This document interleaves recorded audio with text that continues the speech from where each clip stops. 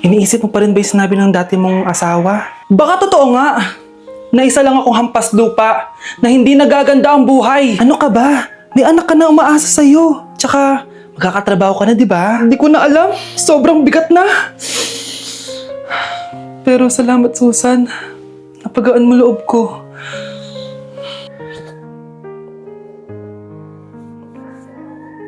Hello ma'am, thank you for calling. How can I help you?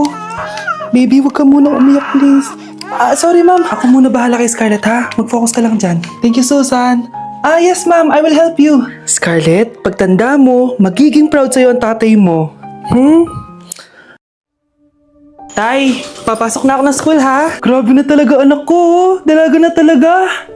Proud ako sa'yo anak. Mas proud ako sa'yo tay, kasi kahit sobrang hirap ng buhay natin dati, nakaya mo. O, tignan mo, manager ka na ngayon. Lahat ng ginagawa ko anak, para sa'yo lahat to. Naku, ang sweet naman na magtatay.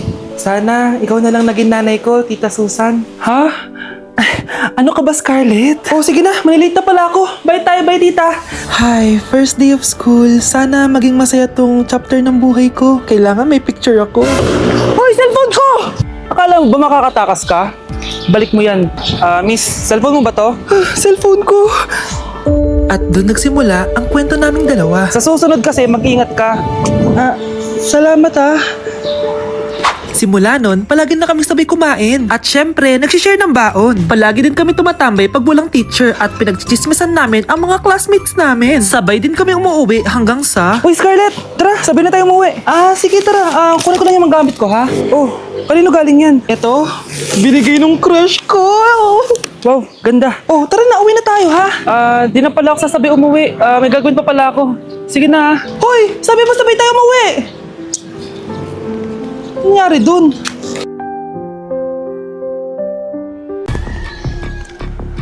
Balita ko, dyan nagtatrabaho yung dati kong asawa.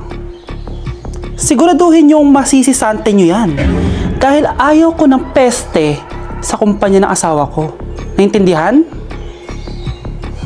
Susan, alam mo, feel ko talaga mapopromote na ako anytime. Kasi sabi ng manager namin, isa ako sa pinakamagaling sa amin. Ngayon pa lang, congrats na kita. Simula pa lang, alam ko naman na kaya mo. Alam mo, okay din pala na hiniwalay na ako ng asawa ko. At least ngayon, alam ko talaga kung anong habol niya sa akin. Yun ay pera. Madami pang ibang babae dyan, ano ka ba? Tsaka ang importante ngayon, nakafocus ka sa pagpapaganda ng buhay nyo. Oh, luto na to. Kain na tayo. Yes po, ma'am. Okay po. Ma'am, i-hold ko po muna kayo ha. Wait for a while. Sino itong tumatawag?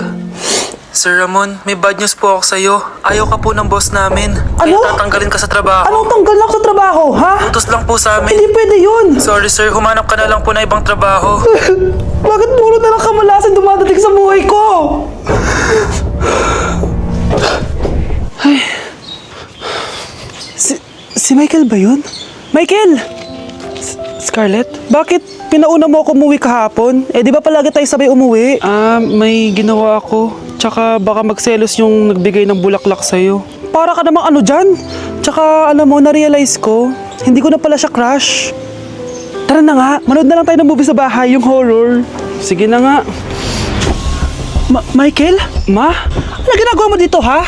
Get in the car, uuwi na tayo. Di ba sabi ko sa'yo, nababoard ako sa bahay, kaya umalis ako? Michael, siya yung nanay mo. Kilala mo nanay ko? At sino naman tong babaeng kasama mo, ha?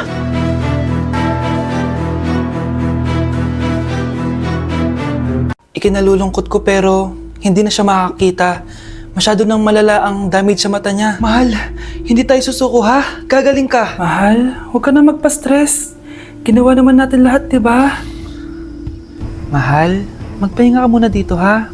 Maluto lang ako ng pagkain. Hi, Ramon. Rosa, bakit nandito ka? Balita ko, wala nang pag-asang makakita yung asawa mo. Ibig sabihin, magagawa na natin lahat ng gusto natin. Shhh! Huwag ka maingay. Masisira plano natin. Sinasabi ko na nga ba, may pinaplano kayo ni Rosa. Mahal, kain ka na nito paborito mo. At talagang hinahayaan mo lang dito si Rosa, ha? Ano ba?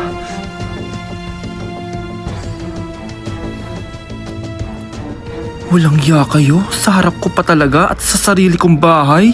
Tay, Nabalitaan ko yung nangyari kay nanay. Ipagdasal na lang natin na gumaling pa rin siya, anak. May CCTV dito sa bahay. Kailangan kong makuha yung mga files na yun. Nay? Nay? Nakakakita ka? Anak, please. Huwag mo muna sasabihin kahit kanino na nakakakita na ako. Nay, akala ko ba bulag ka na? Matagal na akong gumaling, anak. Hindi ko lang masabi kasi may masamang kutob ako dyan sa tatay mo. Sir, good news! Base sa recent lab test ng asawa niyo, nagre-recover yung mata niya. Ano? Ba't parang hindi kayo masaya, sir? Uy, Mare, may field trip kasi yung anak mo. Kailangan ng pirma ng parents. Rosa, sumagot ka. Kapag pinirmahan mo to, akin na lahat ng mga kayamanan mo. Oh, pirmahan mo na. Tita, wala naman ako field trip ah.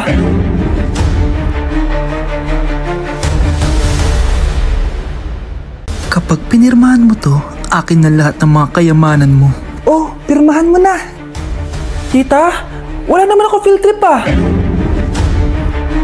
Ah, hindi pa ba sinasabi ng teacher niyo na may field trip kayo? Anak, okay lang. Pipirmahan ko na to para makasali ka sa field trip niyo. Walang iya ka talaga, Rosa. Wala ka talagang titira sa akin, ha? Manda ka talaga sa akin.